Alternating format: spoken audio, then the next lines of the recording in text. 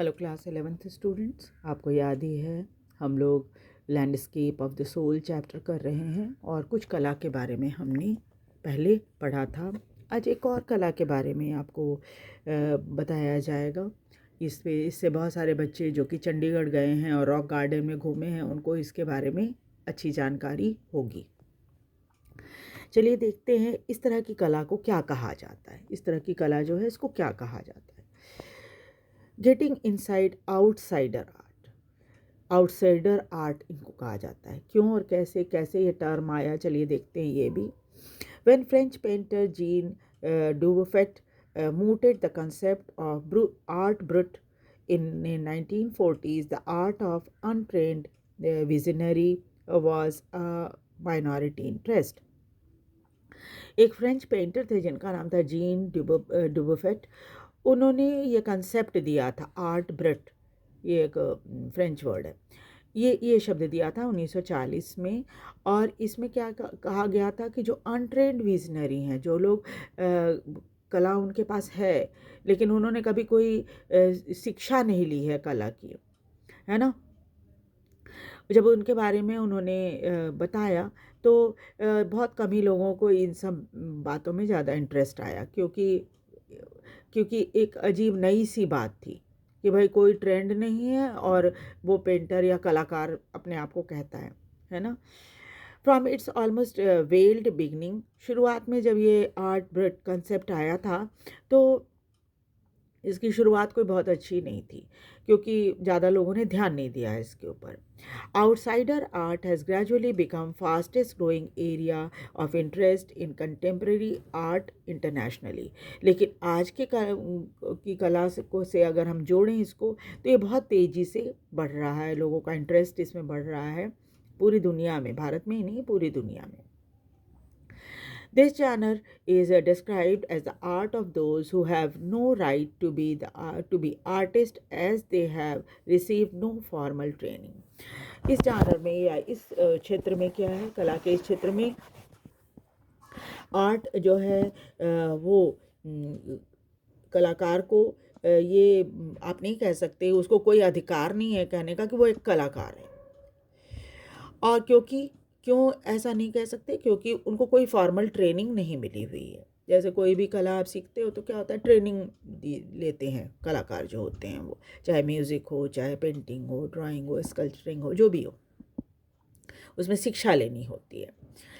Yet show talent and artistic insight. बेशक उन्होंने कोई ट्रेनिंग नहीं ली है, फॉर्मल ट्रेनिंग, लेकिन उनमें टैलेंट भी है और एक आर्टिस्टिक इंसाइट भी होती है। सभी कलाकार नहीं हो सकते, लेकिन कुछ ऐसे होते हैं कि उनमें अंदर से कला होती है, जिसको वो चाहे जैसे भी जिस रूप में एक्सप्रेस करना चाहे कर सकते हैं, चाहे वो पेंटिंग के रूप में करें या कोई चीज़ बना कर करें, है ना।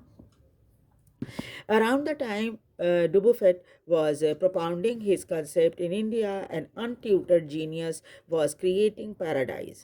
जिस समय ये डुबोफेट जो थे वो अपने कंसेप्ट को बना रहे थे, उस समय भारत में एक ऐसा कलाकार जिसे कोई शिक्षा नहीं मिली थी, वो एक जीनियस था और उसने एक स्वर्ग बना दिया। Years ago, a little patch of jungle that he began clearing to make himself a garden sculptured with stone and recycling material is known to the world today as the rock garden eight Chandigarh. और उस समय उन्होंने एक छोटी सी ज़मीन ली, जंगल जैसी थी वहाँ पर पास में, उनके घर के पास में। तो उन्होंने वहाँ ज़मीन ली और ज़मीन लेने के बाद वहाँ पर एक गार्डन बनाना शुरू किया, जिसमें क्या था, स्कल्पचर, जो कि मूर्ति की तरह बनाई जाती है, देखिए इस तरह से। और उसके बाद पत्थरों की मदद से उन्होंने ये सब चीज़ें बनानी शुरू की। और पत्थरों को ही नहीं बल्कि रिसाइकिल किए हुए बहुत सारी चीज़ें, जैसे आप देखो चाइना क्ले के बहुत सारे बर्तन टूट जाते हैं तो हम फेंक देते हैं उसको, उन सब की मदद से उन्होंने ये सब करना शुरू किया। और आज सारी दुनिया इस जगह को रॉक गार्डन के रूप में जानती है, जो कि चंडीगढ़ में है। इट्स 80-year-old क्रिएटर डायरेक्टर नेक चंद, अभी इनकी उम्र 80 वर्ष की है और इनका नाम नेक चंद है, जिन्होंने इस गार्डन को, रॉक गार्डन को बनाया। is now hailed as India's biggest contributor to outsider art. Bharat की तरफ से इनको सबसे बड़ा कंट्रीब्यूटर माना जाता है आउटसाइडर आर्ट का, जिसके बारे में डुवोफेट ने बात की थी.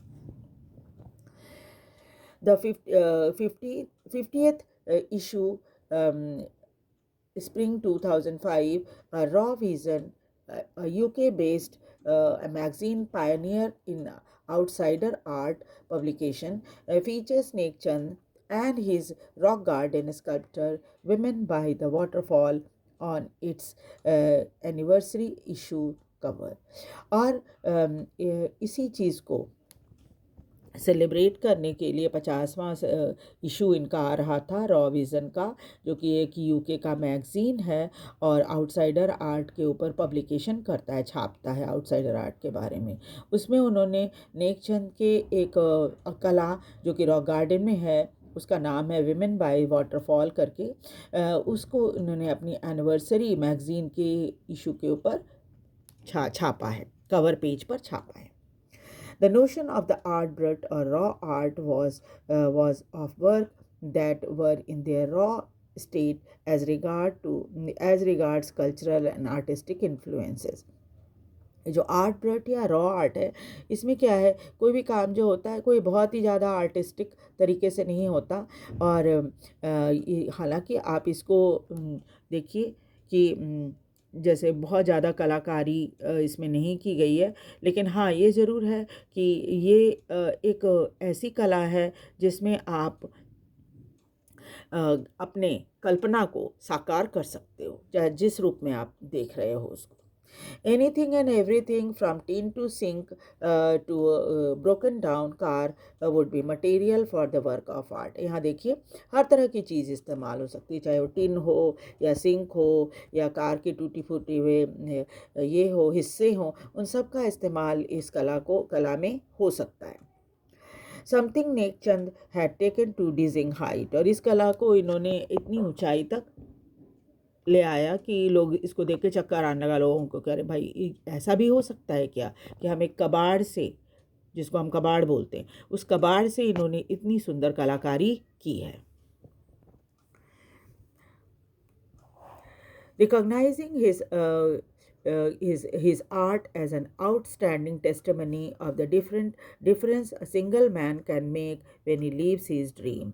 और ये कलाकारी जो इनकी है ये दिखाती है, एक उदाहरण है एक ऐसे व्यक्ति का जो कि अपने सपने को किस तरह से साकार कर सकता है. ये उदाहरण है कि आप अकेले ही अपने दम पर अपने सपने को साकार कर सकते हो. The Swiss Commission for UNESCO will be honoring him by way of European exposition of his work. और स्विस कमीशन जो यूनेस्को का है वो भी इनको सम्मान देने वाला है इनके काम के लिए. The 5th month interactive show Realm of Nek Chand beginning October will be held at the leading museum of Switzerland, Belgium, France and Italy. और इसके साथ ही साथ एक शो होएगा, इंटरैक्टिव शो, 5 महीने का ये प्रोग्राम है जिसका नाम है रेल्म ऑफ नेक चंद, जो कि अक्टूबर में स्टार्ट होएगा. और ये कई जगह लीडिंग म्यूज़ियम, बहुत सारे म्यूज़ियम हैं जहाँ इसको दिखाया जाएगा, स्विट्ज़रलैंड में, बेल्जियम में, फ्रांस में और इटली में. The biggest reward is walking through the garden and seeing people enjoy my creation, Nek Chand से. तो ये सब चीज़ें तो हैं, लेकिन नेक चंद का मानना है कि सबसे बड़ा रिवार्ड उनके लिए ये है कि जब वो देखते हैं कि लोग ने रॉक गार्डन में आते हैं और उनके स्कल्पचर जो है ये सब इसका मज़ा लेते हैं, तो सबसे ज़्यादा आनंद इनको इसी बात के लिए आता है. तो आप देखिए कई तरह की कला हमने देखी, यूरोपियन कला देखी, चाइनीज़ कला देखी, और ये भारत में जो एक आउटसाइडर आर्ट का उदाहरण है, सबसे बड़ा उदाहरण माना जाता है ये रॉक गार्डन जो चंडीगढ़ का है. तो इस कई तरह की कला हम देखते हैं कि है. और सबसे बड़ी बात तो यह है कि कलाकार में अपनी बात को एक्सप्रेस करने की क्षमता होने के साथ साथ उसमें लगन और उत्साह और साथ ही साथ कठिन परिश्रम का भाव भी होना चाहिए. ये बात तो बिल्कुल ही सच है कि कठिन परिश्रम करो तो सफलता ज़रूर मिलती है. तो आप भी ध्यान से इस वीडियो को देखिए, लाइक और सब्सक्राइब कीजिए, शेयर भी कीजिए, ताकि सभी इसका बाकी स्टूडेंट्स भी इसका फ़ायदा उठा सकें। Thank you very much.